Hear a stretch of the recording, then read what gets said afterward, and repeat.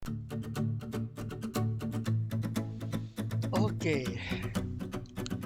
yuk, assalamualaikum teman-teman. Jadi, di kesempatan ini kita akan kembali melanjutkan video yang kemarin tentang Git command line. Jadi, kemarin kan sudah kita refresh kembali ingatan kita tentang beberapa command di Git yang sangat-sangat basic yang sering kita gunakan dalam keseharian kita sebagai dev. Nah, kali ini kita akan melanjutkan kembali untuk merefresh kembali ingatan kita tentang beberapa basic command itu. Tapi kali ini saya khususkan untuk temanya itu adalah branching.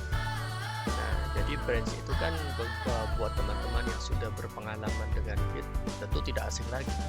Apalagi ini sangat-sangat berguna kalau kita bekerja di dalam tim ya, di mana kita mempunyai independensi, kebebasan untuk melakukan apa saja tanpa harus mengganggu kerjaan orang lain begitu.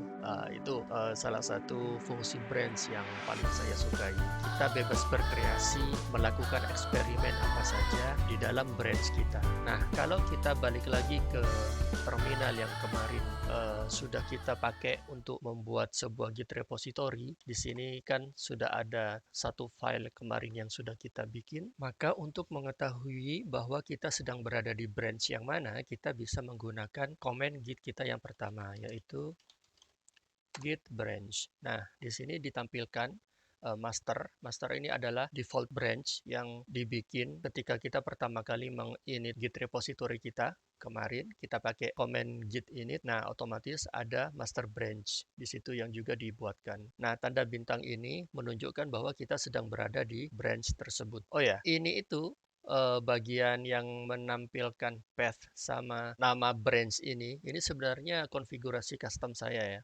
Jadi kalau kita pertama kali menginstall Git, belum ada informasi kayak gini, maka salah satu cara untuk mengetahui kita sedang berada di branch yang mana, ya dengan menggunakan Git branch ini.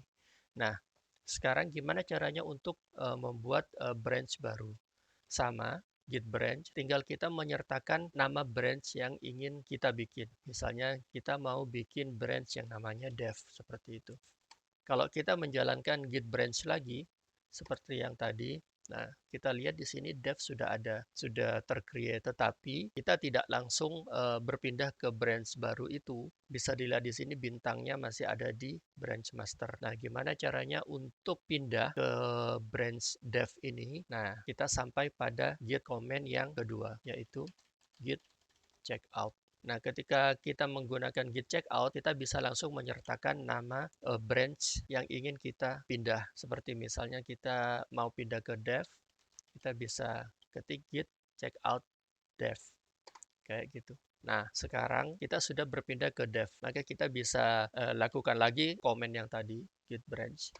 Ya, bintangnya sekarang sudah pindah ke dev. Berarti kita sekarang sudah ada di branch dev, seperti itu. Sebelum kita melanjutkan ke git command yang selanjutnya, kita coba pindah dulu ya, balik lagi ke master. Oke, sekarang kita sudah berada di master. Nah, tadi kan sudah saya jelaskan untuk gimana caranya membuat branch baru dengan menggunakan git branch. Terus untuk pindah ke branch barunya itu, kita menggunakan perintah git checkout. Nah, sebenarnya ada shortcut yang menggabungkan keduanya. Kalau kita ingin membuat branch baru, terus otomatis pindah ke branch yang baru itu, ada satu shortcut yang bisa kita gunakan. Kita tidak lagi menggunakan git branch seperti ini, tetapi tetap kita menggunakan checkout. Tetapi di sini kita pasang parameter -b. Ini artinya create branch baru, misalnya working gitu ya. Nah, dengan menggunakan git command yang seperti ini, git checkout -b working, ini artinya kita akan meng-create branch baru, sekaligus kita akan berpindah setelahnya. Oke, git checkout. Nah, bisa kita lihat di sini, kita sudah otomatis pindah langsung ke branch working. Oke, sekarang di branch baru kita ini, di working branch, kita coba akan membuat satu changes ya. Oke, ini kan ini berasal dari master dan itu dibawa ke branch baru, ke branch working ini. Nah, sekarang kita coba modify. Oke, modified in working seperti itu. Kalau kita jalankan git status untuk mengetahui apa ada changes di sini, ini sudah ke detect, ada modifikasi lagi di file ini. Terus kita akan masukkan dia, terus kita commit.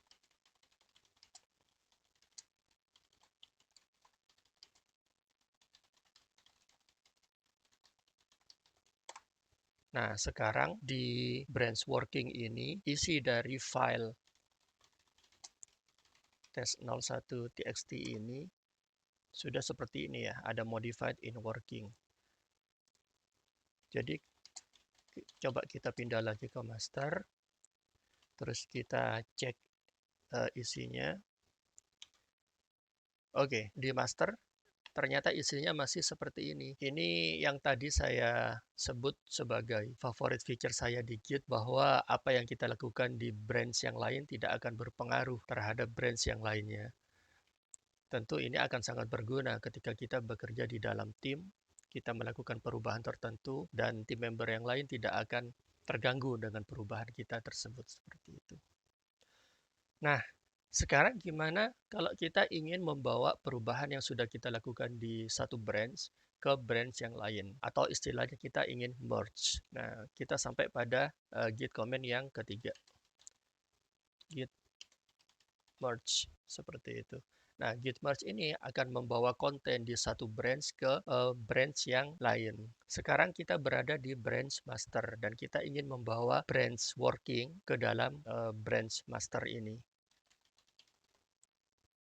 Oke, sudah selesai. Nah, coba kita lihat lagi isi dari test file kita itu. Nah, bisa dilihat di sini, modified in working, changes yang sudah kita bikin tadi di working branch, sekarang sudah dibawa ke master branch. Setelah merge ini, apa yang terjadi dengan branch working? Ya, branch workingnya tetap ada di situ, tidak akan kemana-mana, dan isinya juga tidak akan berubah sebab kita tidak melakukan perubahan lagi di branch working yang tadi itu. Kalau kita nanti sudah tidak membutuhkan branch working ini, maka nanti kita bisa meremove atau mendelete branch working ini. Oh ya, kita juga tadi sudah membuat branch dev ya. Kita coba check out di dev sini, dan ketika kita sudah melakukan perubahan, baik itu di branch working tadi kan, terus kita sudah membawa juga perubahan itu ke master, dan kalau kita ingat, kita tidak melakukan apapun di branch dev. Nah, jadi kalau kita ngelihat di sini, di test file itu, ya tetap aja tidak ada perubahan di branch dev terhadap file ini. Nah, sekarang, oh ya, kita buka lagi aja. Sekarang coba ya, kita tambahin seperti ini, modified in dev. Kalau yang di working tadi kan, ini modifiednya in working. Oke, kita coba dulu git command kita yang keempat, yaitu git diff. Nah, git diff ini fungsinya untuk mengetahui difference, changes apa sih yang sudah kita lakukan di branch itu. Kita bisa mengcompare antar commit, antar branch. Nah, yang akan kita lakukan sekarang ini, kita ingin mengetahui changes apa sih yang sudah terjadi di dev. Seperti itu. Kalau kita ingat tadi ketika kita melakukan perubahan di test01.txt ini, kita kan belum commit. Nah, sebelum commit kita ingin tahu dong changes apa yang sudah kita lakukan. Kita bisa menggunakan git diff seperti ini. Git diff. Nah, ini artinya ini dia mengcompare file yang sama tetapi di state yang berbeda. Ini itu min ini adalah simbol yang digunakan sama Git untuk menandai ketika belum terjadi perubahan ya. Ini asalnya. Dan ini ketika sudah terjadi perubahan, dia ditandai dengan plus plus plus. Nah, apa changesnya? Ini bisa kita lihat di bawah ini. Min artinya sebelum ada perubahan. Nah, ini isinya kayak gini. Nah, setelah ada perubahan, ini ditandai dengan plus.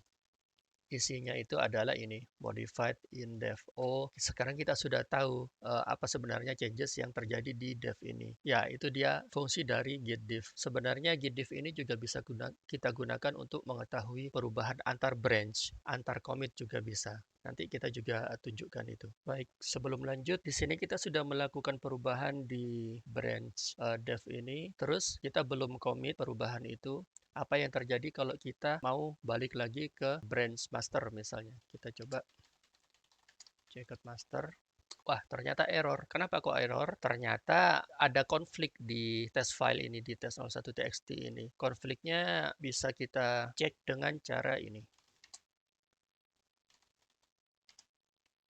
Git diff master. Alright. Nah, di sini kita kelihatan di file yang sama ternyata di ini dia yang ada di master tadi, perubahannya adalah perubahan yang dilakukan di working branch tadi itu yang sudah kita merge di master, dan ini perubahan yang ada di current branch-nya di dev. Nah, bisa dilihat di sini bahwa perubahannya ternyata terjadi di line yang sama dan Git-nya bingung. Ini sebenarnya mana yang mau dibawa, yang mau dipertahankan, mana yang mau dibuang seperti itu. Makanya dia memberikan kewenangan untuk memutuskan mana yang dibawa perubahannya itu pada usernya, pada kita kayak gitu. Makanya tadi itu dia langsung di-errorkan. Soalnya Git mendetek ada konflik di situ. Nah, apa yang bisa kita lakukan? Sebenarnya di sini ketika terjadi error tadi itu sudah dikasih clue sama Git-nya. Ini, please commit your changes or stash them before you switch branches. Nah, jadi pilihan kita itu bisa kita commit dulu perubahan kita yang di dev atau stash. Nah, stash ini bentar lagi akan saya jelaskan. Sebenarnya pilihannya nggak cuma commit sama stash sih. Bisa aja ada pilihan yang ketiga, yaitu kita mendiscard changes kita di dev ini. Jadi kita nggak jadi ngubah deh kayak gitu. Tapi karena kita ingin mempertahankan changes kita di dev ini, maka pilihannya yaitu kita commit dulu atau stash. Nah, saya akan menjelaskan tentang stash. Itu adalah git comment kita yang kelima. Git stash. Nah, stash ini sebenarnya itu mirip sama commit, tetapi untuk pekerjaan-pekerjaan yang kiranya masih in progress seperti itu. Tujuannya hanya untuk menyimpan sementara. Misalnya, contoh kasusnya kalau misalnya kita sedang bekerja di branch dev ini, kita belum selesai, masih work in progress seperti itu, tapi kita butuh untuk switch ke branch yang lain untuk mengerjakan fitur yang lain seperti itu misalnya.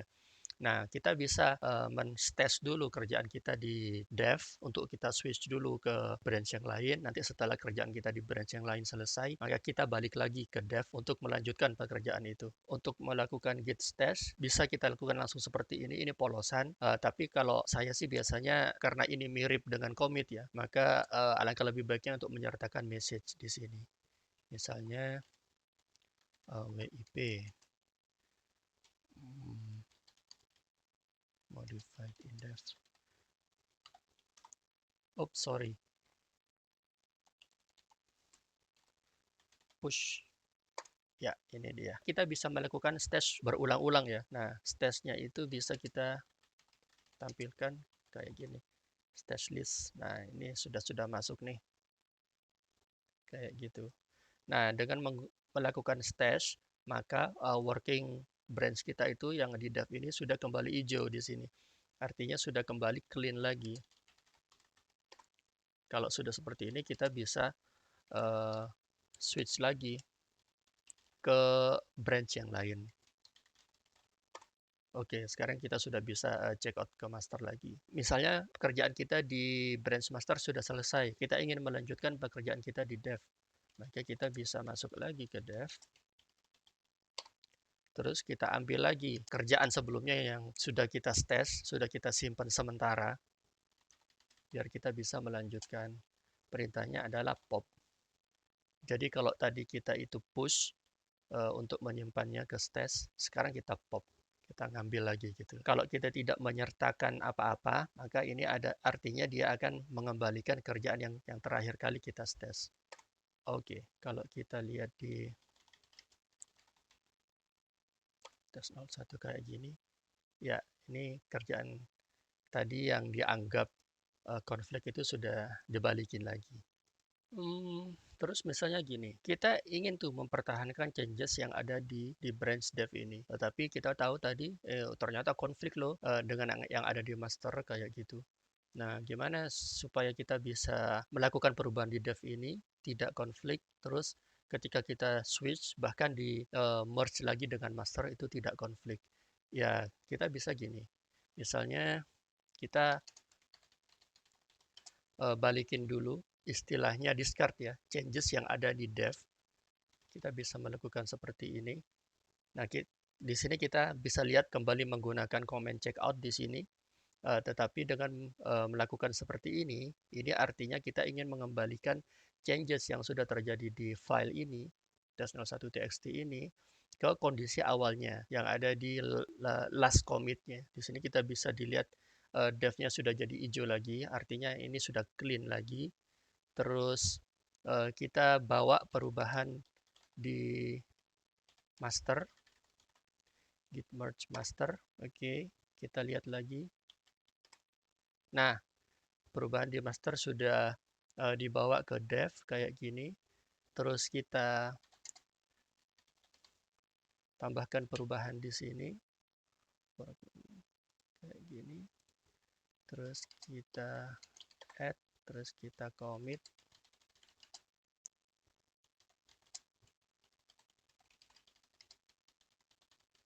Add modifier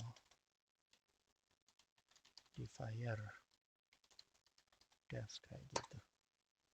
Alright, terus kita switch lagi ke master. Oops, sorry. Check out. Ya, switch ini saya lupa. Switch ini sebenarnya komen yang valid ya di Git, tetapi ini itu baru muncul di versi Git, saya lupa versi Git berapa seperti itu. Nah, sedangkan yang terinstall di komputer saya ini adalah Git versi yang lebih lama, sehingga switch ini masih belum ada. Nah, switch ini sebenarnya mirip lah dengan penggunaan checkout seperti itu. Kita pakai checkout aja untuk sekarang. Git checkout master, oke. Nah, sekarang kita ada di master dan kita ingin membawa perubahan yang ada di branch dev tadi itu. Git merge dev. Alright. Nah, sekarang kalau kita cek di sini, oke. Perubahan di dev tadi itu sudah dibawa ke master. Begitu. Oke. Nah, itulah tadi 5 Git comment tambahan. Setelah 5 lagi yang sebelumnya saya jelaskan di video sebelumnya, hari ini kita belajar 5 lagi Git comment tambahan, yaitu yang pertama tadi apa? Git branch untuk nge-list sama nge-create a branch. Terus yang kedua itu tadi kita sudah belajar juga tentang checkout untuk berpindah ke antar branch seperti itu. Lalu kita juga tadi belajar tentang git merge untuk menggabungkan dua buah branch. Terus yang selanjutnya git diff. Diff itu untuk melihat difference antar commit ataupun antar branch. Terus selanjutnya kita juga belajar tentang stash tadi. Stash itu untuk ketika working branch kita itu lagi ada changes, atau dalam istilahnya Git itu dirty working directory, jadi masih kotor gitu karena ada changes yang belum di commit. Maka untuk membersihkannya lagi kita bisa untuk sementara nge-save dulu perubahan itu dengan menggunakan git stash command. Baik, itu aja mungkin untuk video kali ini. Di video selanjutnya kita akan kembali belajar tentang git comment yang lain yang tentunya tidak kalah bermanfaat untuk kita gunakan dalam kegiatan kita sehari-hari. Oke, see you. Assalamualaikum.